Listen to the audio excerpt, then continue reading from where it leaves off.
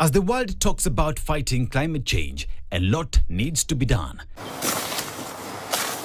Food security is a sure way of addressing this, but on a personal level, we can all play our part by embracing change. The garden behind me is a vertical vegetable garden.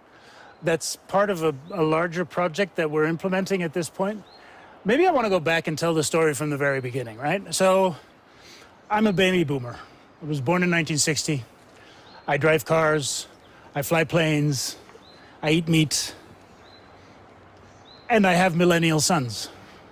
And those millennial sons, when they were teenagers, they were going through that whole story that teenagers go through, knowing everything better than their parents. We've all done that, right? We've all been through that exact same issue with our kids knowing it better. And most of the time, you know, when they grow up, they figure out that, oh, you know what, Dad may not have been all that wrong. But these kids, this generation, the millennials, on one thing, were absolutely spot on. And it was climate change, it was sustainability, it was the fact that we're doing stuff to this planet that will not allow us to survive as humanity. As the conversation continues to gather momentum, there are others who have gone far and wide to try address this existing problem. In Kenya, there are those who have managed to leave a mark on the fight against climate change. About a decade ago, I was starting to think about it. So we arrive here in Nairobi, the green city in the sun. And a couple of months later, we're planning a team building exercise. And we end up going to the Mara. There's a marathon there for the elephant projects. And there's a couple of Belgians, a guy called Loic and his wife is called Valerie, who have this most amazing project going on there. They're turning the safari camp that they bought carbon neutral, net zero. And they invited us to come and stay with the whole team. So 40 of us descended on that camp one weekend in December of 2021. And at the end of your stay, what Loic usually does is he shows you around his camp. And he shows you how he's achieved carbon neutrality or net zero-ness. Is that a word? Okay. And he shows you his solar panels and his battery park and his biodigester and his water capture and recycling and his vegetable gardens like this one, like the vertical one.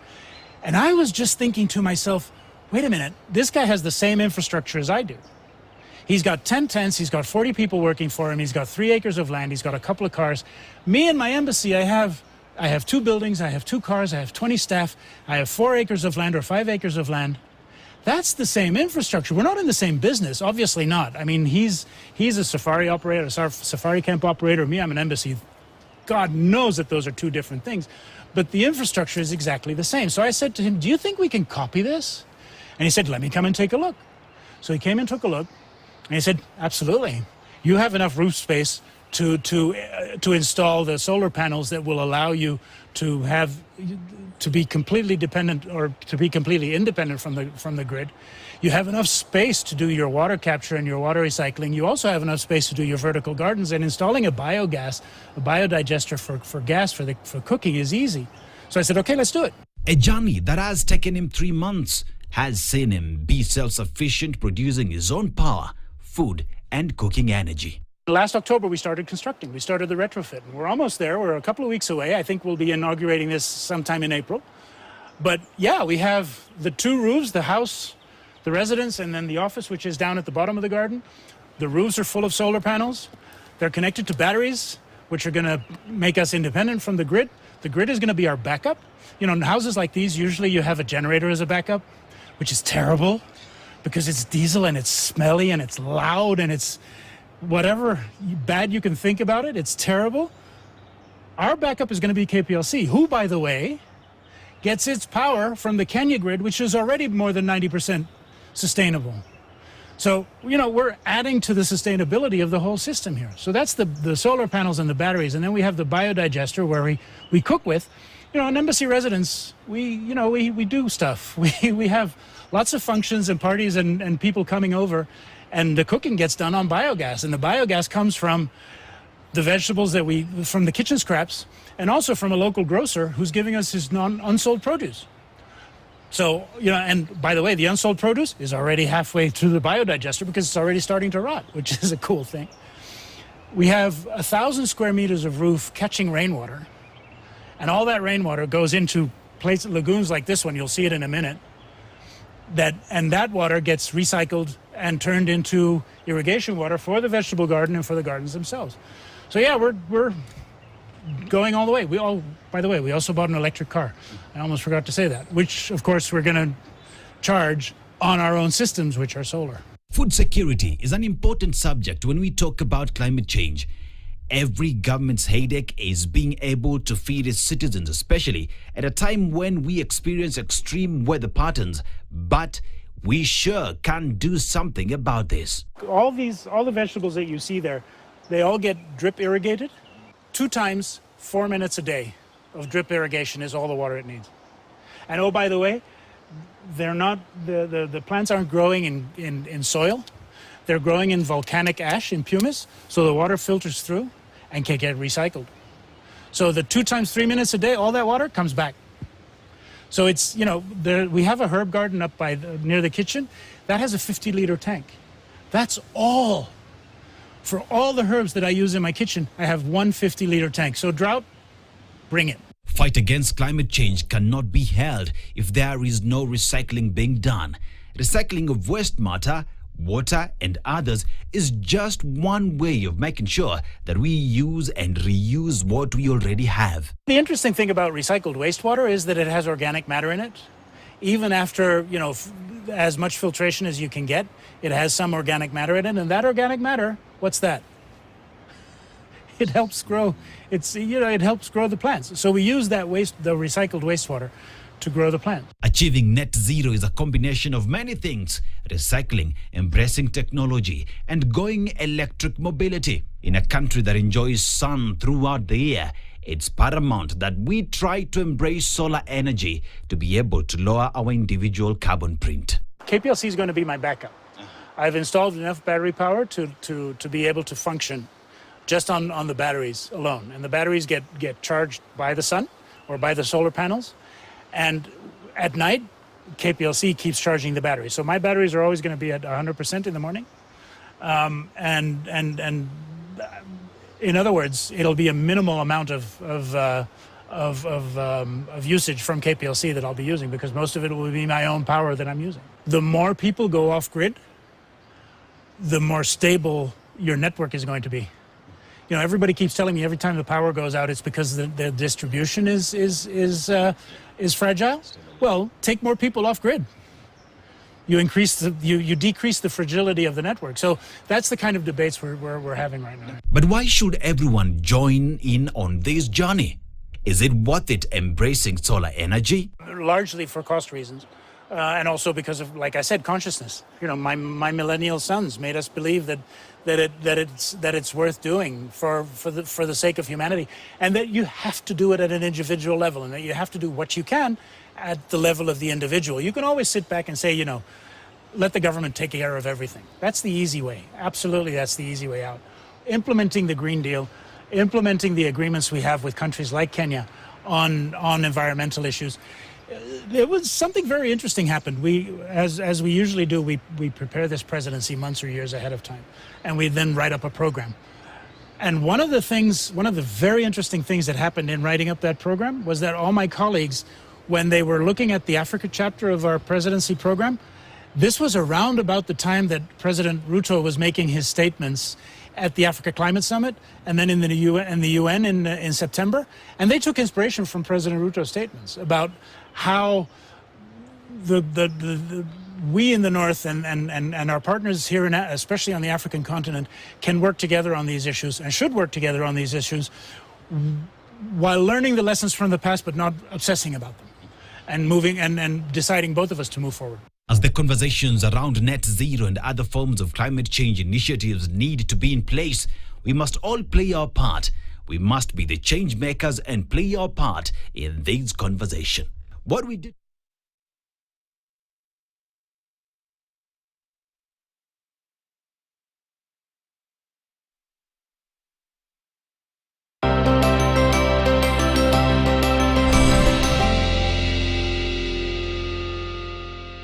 Good evening and many thanks for joining us yet again on this edition of Planet Action, your premier #1 show on your television right now that talks about climate. Set today, I have Dr. Githinji. He is well known this part of Sahara when it comes to issues, health and nutrition. And right now, Daktari, welcome on set. First of all, congratulations on your appointment on scaling up nutrition. But even as we talk about climate change, we realize that the world continues to experience different myriad of diseases because of climate change. Just how do we go about this and make sure that as the world, as Kenya, we are ready for what is to come?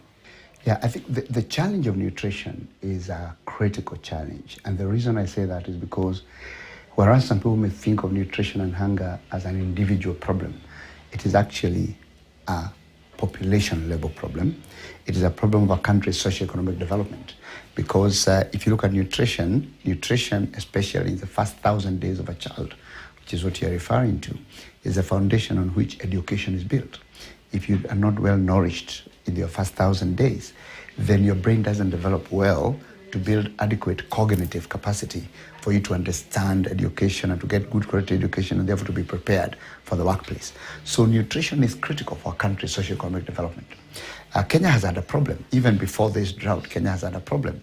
We've had stunting levels of up to 35% in the past.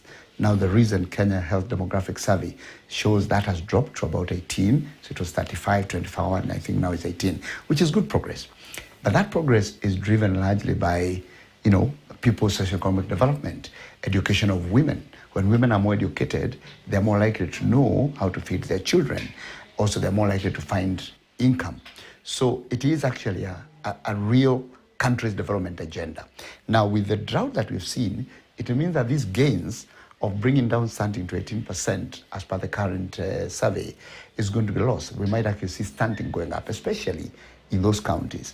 And even when you talk about Kenya having a stunting level of 18%, that's the average. You find that this, in counties where there is drought often, you find that the rates of stunting are much higher. This 18 is the national average. So this drought that we had because of climate change is just going to make these matters worse. And therefore, what we need to do is we need to quickly identify social policies that actually help us to stall the effects of this long-term drought. And that's what really the government needs to work on through the health system, education system. We must protect individuals. And when we protect them, we are protecting them for protecting the country's socioeconomic development and the future. Now, Dr. Climate change effects continue to cause myriad of challenges in the world right now. In Kenya, we just experienced the worst drought in over 40 years. We talk about stunted growth in children. We talk about women risking their lives to go such. Just how do we make sure that we take care of these demography? Because what is being experienced today will affect them in the years to come. You see, the first challenge is that I don't think we brought the climate action conversation to human beings. It's been a lot about carbon and carbon emissions. It's not about energy production, fossil fuels. But when you think about it, the reason this is important for us is because of human lives. That's the reason the whole climate action is not important because of industry. It's not important just because of how much carbon goes to the air or how much fuel gets extracted, how much renewable energy we use. All these conversations rotate around better lives. And health and nutrition is really what I would call the human face of the climate action conversation. And that was missing. Even when we went to COP27, we saw that actually, other than industry, the closest we came to human life was agriculture. We didn't see much mention of nutrition and health. But luckily, in COP28, that is going to happen in Dubai, through advocacy and people pushing to ensure that human life is put at the center, the presidency of the COP28 has now included a day on health, which means that health is going to be discussed alongside energy, agriculture, and all these other things, which is good movement. The most important thing is for the world to recognize that the reason we are doing all this is because of human life. Now, once we do that, then we ask ourselves the question, how do we save people's lives and livelihoods? What is the role of the continent of Africa? And the role of the continent of Africa is going to be discussed in the Climate Action Summit, which is being hosted by President Ruto, is to ask ourselves, beyond the impact that is already showing with global warming, because most of us believe that global warming is inevitable. We have seen it, it's already here. It's not something we're waiting for. In fact, if you look at some of the predictions is that the world will not avoid warming beyond 1.5 degrees above pre-industrial temperatures. That's inevitable. The question then is, what is the impact? The impact is there's going to be rising ocean seas, water levels. There's going to be increased drought. There's going to be extreme weather events. And when there is water rising, it's not just water rising, it's displacing people where they are. It is actually creating more salty water for people to drink. Therefore, people are going to be affected by salty water in countries that are at low level. It is increasing the way malaria patterns are going to be.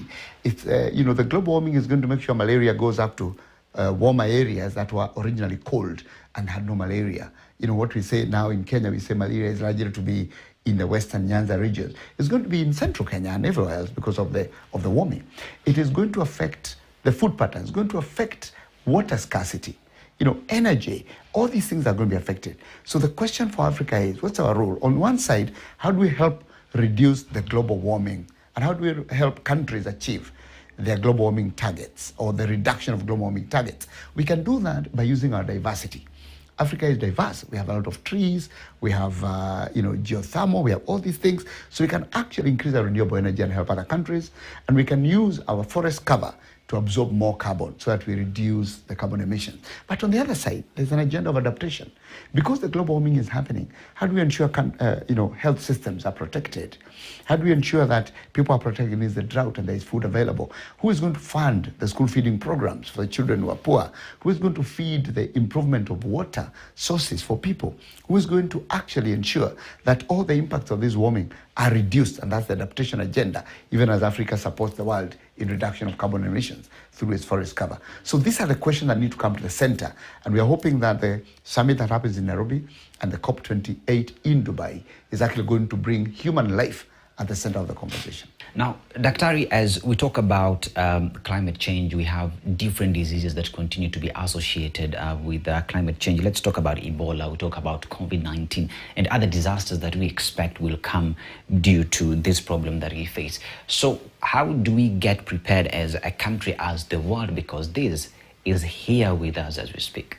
The first thing to say is that we are not prepared. That's important to know. We are not prepared. The conditions that led us to COVID-19 are still the same that we are living under. Nothing really has changed. The second thing to say is that we know that disease outbreaks, climate-related health emergencies are increasing. WHO says that in the last 20 years, actually, well, maybe 15 years, the climate-related emergencies have increased by more than 25%. Actually, out of all the health emergencies reported WHO, 56% are climate-related. 150,000 people die annually because of climate-related, health issues. So we know the issue is there. Now the question is, in every country, there's a health system. That health system is expecting these emergencies to continue. Some of those include, like Malawi, has had its longest ever cholera outbreak. Kenya is actually also facing almost one of its longest ever cholera outbreaks in some of the countries. The question then, what must we do in the health system? Because we know there is a reality. What must we do to protect the health system and protect the people, even as we wait for the tide to change on global warming? The first thing is to have early warning systems. Early warning systems mean that the health system and the Ministry of Health must work with the meteorology department, must work with agriculture. They must work together as multi-sectoral approaches to say, for example, what are the patterns of outpatient attendance, and what are the patterns of malaria related to the temperature changes, which are tracked by the meteorological department? How is it that this new malaria Stephensi, how is it moving? What are the patterns based on temperature? Those are early warning systems. How do we use community health workers to identify changes in their communities where they are? Like when you see maybe a community health worker can notice, something very simple. They can notice there are more children with fever in the last 1 week than before, and send that signal up, and then the health system realizes there could be an outbreak coming out of there. How do you actually track possible extreme weather events that are likely to create flooding, and identify the areas of flooding, and map the water and sanitation systems there, and actually, through artificial intelligence, you can tell there's likely to be a cholera outbreak. And then what do? You transfer cholera vaccines and you use them preventively in that region so that you don't have cholera outbreaks. This is what the health system needs to do. Early warning systems, disease surveillance, and then prepare itself to the response ahead of the extreme weather events. But that requires the health system to be a part of the conversation.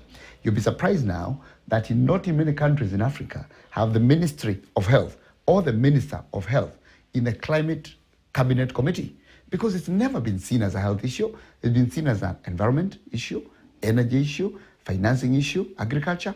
Now we are working together with the Ministries of Health, including our own ministry in Kenya and WHO, to ensure that the Ministers of Health and the Ministries of Health are included in the policy dialogues on climate change. Once we do that, the next step is to say, now that we have the Ministries of Health, the technical people in these ministries will be able to guide and say, these are the key areas, like I've talked about, that we need to focus on. Those areas then will be made part of the country's commitments in what we call the nationally determined contributions. So this country, Kenya, is going to focus on the following things: mitigating climate change, but also adapting, and health, disease surveillance, early warning systems, mapping, whatever, eliminating malaria are going to be part of the conversation. So that's the way we need to go. Now, Daktari, climate change causes two things. Now we have food shortage and we have water shortage. In other areas, we have loads of water that they don't need. Other places we have fresh water, but it is flooding, killing plants. So how do we have this conversation, and how do we get ready in making sure that we have food, that people are able to go through their businesses as normal moving forward? Yeah, the conversation on agriculture and climate change and drought and all this is a complex one. On one side is about moving away from rain-fed agriculture, which means that then there have been public goods that have been invested in by the government to redistribute water. That means that irrigation systems must be a government priority, not individual farmer priority. You know, if the government didn't build the grid for electricity, nobody can afford to pull the grid and then pull the electricity house. The government needs to build large-scale, irrigation systems. If you look at the history of Italy, for example, the Roman Empire, they were built on water distribution. They moved, what were called aquifers. From very far, they would distribute the water. And even if you go there now, you find water points for people to drink because there's water underground everywhere. This redistribution needs to be a public good. Then people can now get the water and irrigate their farms wherever they are. So the first thing is there needs to be policies to shift away from rain-fed agriculture, and they need to be large scale. The next thing is the conversation around science and regenerative agriculture. Regenerative agriculture, more research and development in terms of which plants and foods grow where, and how do you support them? How do you renew the soil? How do you use technology that is now being used to renew the soil so that you have better outcome and better products and produce from the plants? So research and development as part of regenerative agriculture is important. The next point is about nutrition as a health investment, as a social development investment, that we need to revisit school feeding programs. And the school feeding programs, because as we said, the first 1,000 days are the most critical for a child.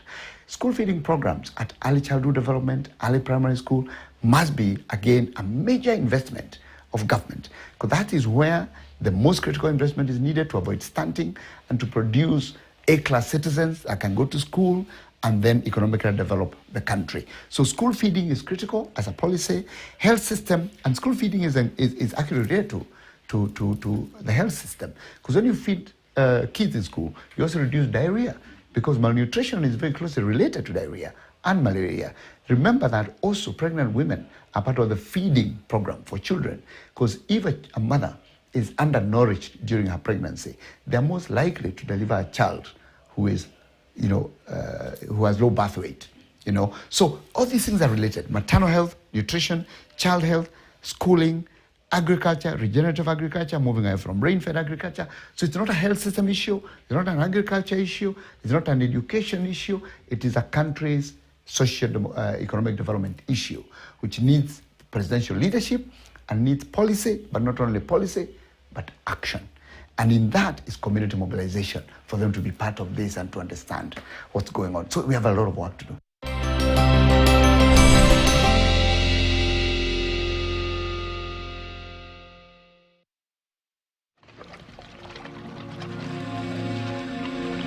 Nature has a rule that creates a balance.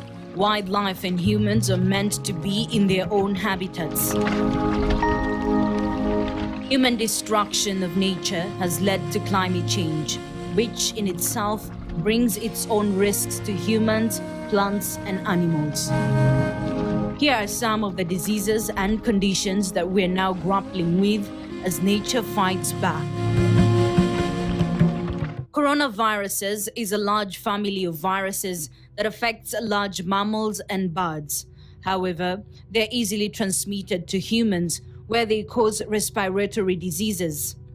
These conditions range from mild colds to severe ones. Animals such as camels, pigs, large cats, and even wild birds are known to host these viruses. The coronavirus disease that broke out in 2019 is the worst of its kind. This is why it was called COVID-19. It is still ranked as a new disease. Rabies. This is a viral disease affecting the nervous system. While it is 100% fatal, it can be prevented through vaccination.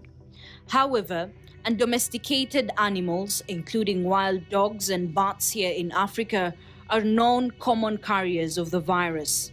But human encroachment into the habitat of these animals is solely to blame for the spread of the disease. Bacteria and viruses are common causes and catalysts of infections that affect human beings. On their part, fungi have been known to be responsible for minor health issues.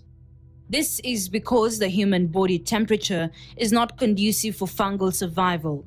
But as temperatures continue rising, pathogenic fungi, which causes diseases in humans and animals, are expected to be more deadly. According to a recent research by Duke University in Carolina, some of the fungi that could turn deadly include Candida auris and Candida albicans. These two are responsible for the rising cases of candidiasis disease. As environmental degradation continues, extreme weather conditions may be witnessed.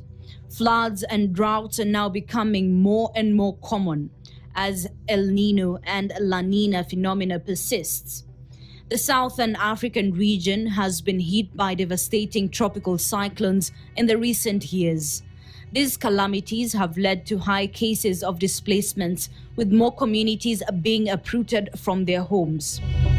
Waterborne diseases like cholera, dysentery, typhoid fever, E. coli, salmonellosis, among others, are now rising to crisis levels. On the other hand, droughts have led to food shortages, leading to malnutrition. A huge number of children are experiencing stunted growth, especially here in Africa. Conflicts are now being reported in many parts of the continent as communities scramble for the little but dwindling available resources. This means more humanitarian crises. With the rising cases of natural calamities like flood, mudslides, wildfires, and diseases, the number of people living with mental illnesses could rise. Most of these people could be suffering from loss of their loved ones and property, and the anxiety occasioned by the fear of the next round of disasters. There are those who might find it hard to pick up broken pieces of their lives. With Africa and Kenya's failure to invest in mental health policies and structures and legal frameworks, it may be an overwhelming situation for states and governments. While some of these issues are already being witnessed, it is fair to be aware that if we let nature be a once-upon-a-time occurrence, we may not live to witness it. It will have destroyed us. It is just fair to know this.